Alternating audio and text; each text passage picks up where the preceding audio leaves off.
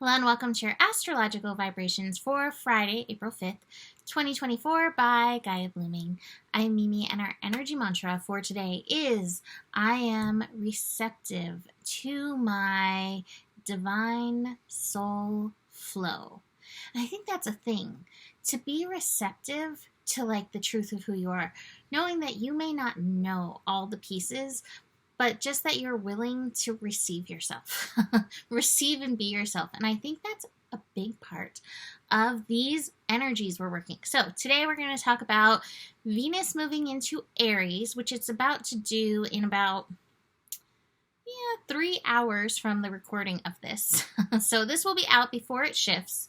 But we're also going to talk about this eclipse energy coming in on Monday. And just like I did last time, I'm definitely going to show up and do an early scope on Sunday for the eclipse coming in on Monday. But I'm going to give you a little bit here in this scope as well. So let's start with Venus in Aries. I actually love that Venus is moving into Aries because I think this is ultimately going to help with this eclipse process, with all of the Aries energy, which is trying to push us into embracing ourselves, trying to peel through layers, trying to remove conditioning so we can be more authentic versions of ourselves. Really let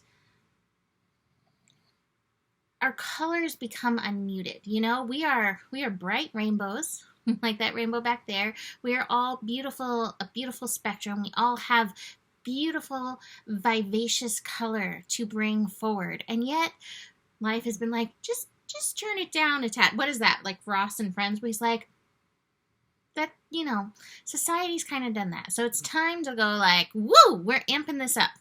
Venus in Aries will help this. It's interesting because in my readings this week, I've brought this up a few times, and as I was looking at Venus and Aries, it's what came up again. There's a quote out there, I don't know who it's by, but it's like, look towards God, look towards source, look towards what you love, and start running towards it as fast as you can. And when you meet somebody who can keep up with you, that's your person, right? But it's that part of looking at what you love, looking at God, universe, beauty, source, who you are even, and start running towards it full force, embracing it, being receptive to that energy, receptivity at the top of our cards today. This is Venus in Aries. It's like, I love that and I'm ready to go for it. I love this thing and I'm ready to go for it. Venus in Aries is vivacious, a go-getter. I have a friend who is a Venus in Aries. I have multiple friends that are Venus in Aries, but one I'm thinking of in particular. And when that inspiration hits, she's off, off like a light. And that is this energy. Venus in Aries can be very independent. It doesn't necessarily need or think it needs a sidekick. We're no man's an island, right? We're all here to be together, work together. But Venus in Aries definitely is like, I got this kind of energy. Now, like anything in Aries, Venus in Aries can be very reactive. So, especially with all the other Aries energies going on, watch for reactivity.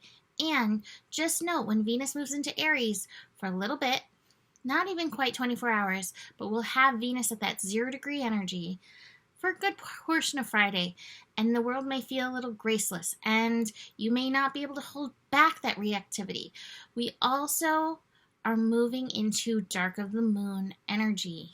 Before this new moon eclipse on Monday, and dark of the moon can also raise insecurities, which Venus at 0,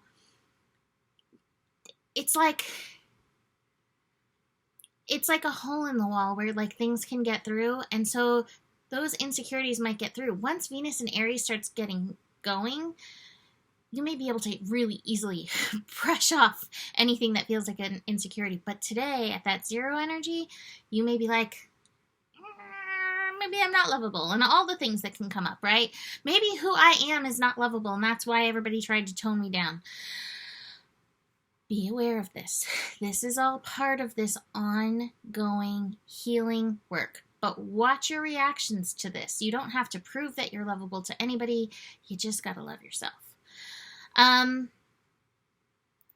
So as we move on into Friday and into this Venus and Aries energy and towards this eclipse, we have the moon moving into Pisces. So like I said, dark of the moon, this is gonna, take us down into a bit of a deep plunge.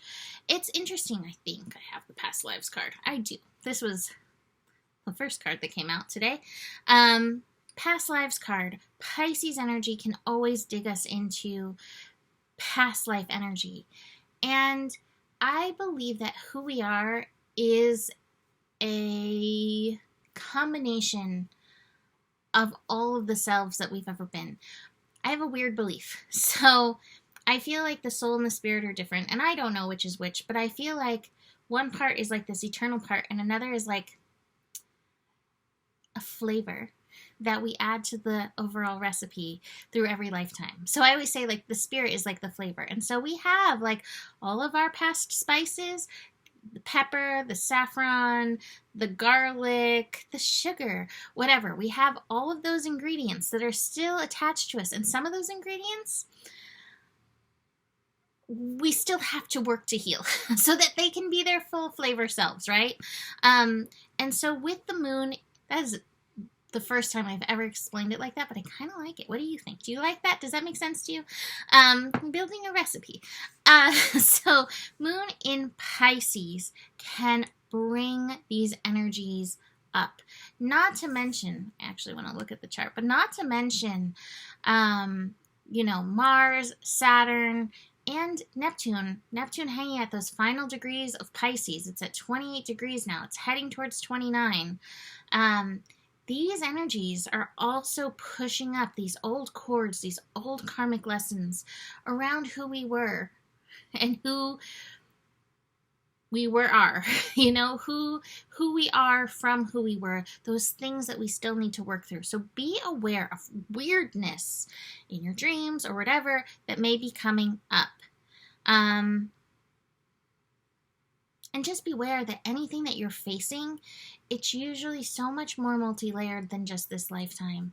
And I think a good thing to remember, and I mentioned this yesterday and want to mention this again, is we all have responsibility for where the world is right now. We've all played the good guy. We've all played the bad guy. We all have responsibility for where we're at. And it doesn't mean you have to take on everything and do everything. But recognize that in your healing, because sometimes there's a layer of forgiving of the self that needs to take place, and sometimes there are grudges that we hold even in this lifetime, but that we may have perpetuated in other places and times, that in healing and releasing, we release ourselves, we release, that energy that holds us back so that we can be this full essence. This is part of the moon in Pisces, and so much of it is in the subconscious, which is the weird part. But when it bubbles up to the conscious, pay attention to it. So speaking of the moon in Pisces, we're going to have a moon and Mars moment later in the evening, but you may have some tears, you may have some temper tantrums. And I have told some of my friends, I'm not somebody who cries all that often enough, but I'm not like an everyday crier. The last little bit, it's been an everyday cry. everyday crying. Inner child stuff coming up for me. As a Sagittarius, that is the placement of Aries, is working inner child stuff, and it is up. So be aware, like there's so much going on. Now let's just talk a little bit about these energies moving into the eclipse. Venus is going to connect with Pluto and Aquarius. Again, healing layers of the self, empowering who you are. Pluto's work is empowering, but sometimes you have to look at the shadows. That's coming in on Saturday. On Sunday morning, the moon is moving into Aries, and things are going to get spiky. And remember, Aries is reactive, but a moon in Aries can be super duper reactive. It feels an emotion. It doesn't stop to think, which, hey, sometimes that's a good thing, but it's throwing punches and throwing elbows. especially if you're living, in a place where there's totality. They've been warning us, people coming in, people are just going to be edgy in this energy. So tend to your inner volcanoes. The eclipse itself happens, let's see, well, the new moon is 11/21, and I think the total solar eclipse is 11/17, but I think it depends where you are, what time it hits. I posted something the other week that showed all the times in totality, and I might post that again on my Instagram. This eclipse is packing a punch because it's not just the sun and the moon in conjunction, it is also Chiron. And so there are layers of healing around who we are for everyone in this energy. Some are getting hit before, some will get hit after, some will get hit right in the middle of it, but there's a healing crisis in this energy. And when I say that, it's just, the healing crisis is the moment where you realize oh, I have to do something about this. There's work to do in this. Your process is to trust your process, to receive what is coming up. I have the traveling card. There's baggage, and I think this baggage is who we think we need to be in and through this energy. And at the top of all of this is the nothingness card. So much potential to embrace in yourself, and so much potential that you can bring forth into the world. I do want to mention the Sabian symbol for this eclipse is a magic carpet. A call to the use of imagination. But what popped into my head when I was looking at these eclipses earlier in the year was the song Magic Carpet Ride by Steppenwolf. And the lyrics are I like to dream on a cloud of sound. Fantasy will set you free. And to me, I love that this goes hand in hand with the notion of vision and daydream. And even if you're not ready to be your full soul self, start imagining what it can be. And I know that's hard because I try too. I'm who am I? With all the, all those veils off, all the conditioning off. And it can be hard to see that thing, but find those little sparks. Find those sparks. Fan your flames. Fan your passion. Fan your you.